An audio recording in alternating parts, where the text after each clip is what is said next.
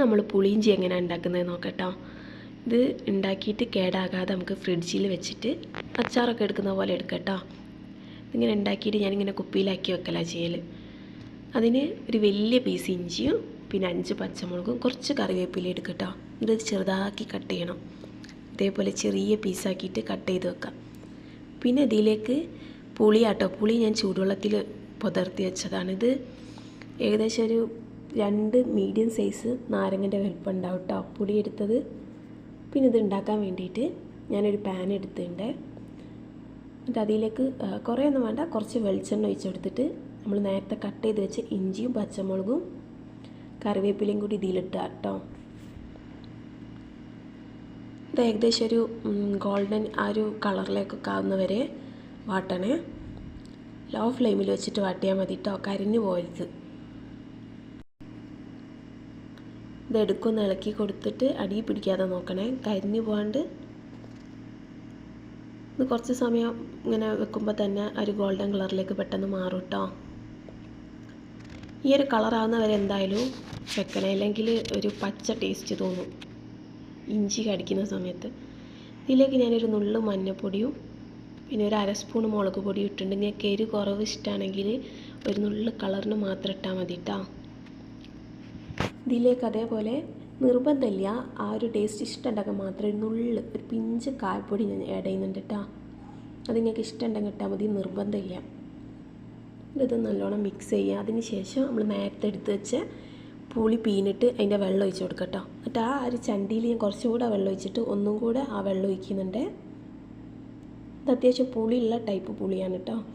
ഇതിലേക്ക് ആവശ്യത്തിനുള്ള ഉപ്പ് ചേർത്ത് കൊടുക്കാം. പിന്നെ ഇതിന് നമുക്ക് ഞാനൊരു ശർക്കരയും 1/4 ഭാഗമായിട്ടെടുത്ത്, ഒരുപാട് മധുരമുള്ള ടൈപ്പല്ല, എന്താ പറയുക, ഒരു നേരിയ മധുരവും പുളിയും കൂടെ മിക്സ് ആയിട്ടുള്ള പുളിയിഞ്ചി കേട്ടോ. അതുകൊണ്ട് ഞാൻ ഇത്രയും പുളി എടുക്കല ശർക്കര എടുക്കുന്നുള്ളൂ. കൂടുതൽ മധുരം ഇഷ്ടമെങ്കിൽ ഒരു കഷ്ണം കൂടെ എടുത്തട്ടാ. എന്നിട്ടത് പൊടിച്ച് അതിൽ കുറച്ച് വെള്ളം മിക്സ് ചെയ്തിട്ട് അതും കൂടെ ഇതിലേക്ക് ഇട്ട് കൊടുക്കുന്നുണ്ട് കേട്ടോ.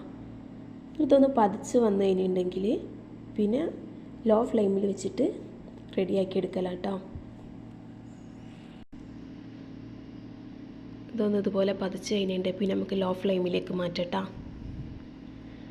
ഇത് ഞാനിങ്ങനെ ആക്കിയിട്ട് പിന്നെ നമ്മളിങ്ങനെ കൈ കൊണ്ട് തൊട്ട് കളിക്കാണ്ട് നല്ല ഉണങ്ങിയിട്ടുള്ള വെള്ളം തിരയില്ലാത്തൊരു പാത്രത്തിലേക്ക് മാറ്റിയിട്ട്, അതേപോലെ നമ്മൾ അച്ചാറൊക്കെ എടുക്കുന്ന പോലെ നല്ല ഡ്രൈ ആയിട്ടുള്ള തീരെ വെള്ളമില്ലാത്ത സ്പൂൺ യൂസ് ചെയ്തിട്ട് എടുത്താൽ മതി. അന്നേരം പിന്നെ കേടാവുമൊന്നുമില്ല, നമുക്കിങ്ങനെ കുറേ ഫ്രിഡ്ജിൽ വെക്കാം. ഞാനിങ്ങനെ ആക്കിയിട്ട് ഫ്രിഡ്ജിൽ വെക്കലാം കേട്ടോ.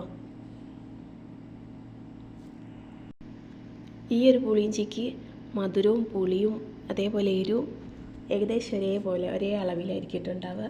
എനിക്ക് അങ്ങനെയാണ് ഇഷ്ടം. അധികം മധുരമല്ല, പുളിയും മധുരം ഒരേപോലെ നിൽക്കുന്ന ടൈപ്പാട്ടോ. ഇതിങ്ങനെ നല്ലോണം പതിക്കാൻ തുടങ്ങിയിട്ടുണ്ട് കേട്ടോ. ശർക്കര ഇട്ടതുകൊണ്ട് തന്നെ ചൂടാറുമ്പോൾ ഒന്ന് ടൈറ്റ് ആവും. അപ്പോൾ നമ്മൾ അധികം ടൈറ്റ് ആക്കണ്ട. ഒരു നേരിയൊരു ലൂസായി നിൽക്കുന്ന സമയത്ത് നമുക്ക് ഫ്ലെയിം ഓഫ് ചെയ്യാം കേട്ടോ. ഞാനിപ്പോൾ ഓഫ് ചെയ്തിട്ടുണ്ട്.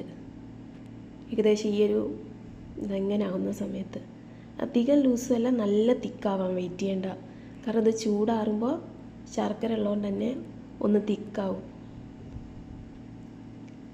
ഇതിനി ചൂടാറി കഴിഞ്ഞിട്ടുണ്ടെങ്കിൽ നമുക്കൊരു കുപ്പിയിലേക്ക് മാറ്റാൻ, ഒരു അച്ചാറിൻ്റെ കുപ്പിയിലേക്ക് ആക്കിയിട്ടുണ്ട്. ഏകദേശം ആ കുപ്പീൻ്റെ പകുതി എനിക്ക് കിട്ടിയിട്ടുണ്ട്.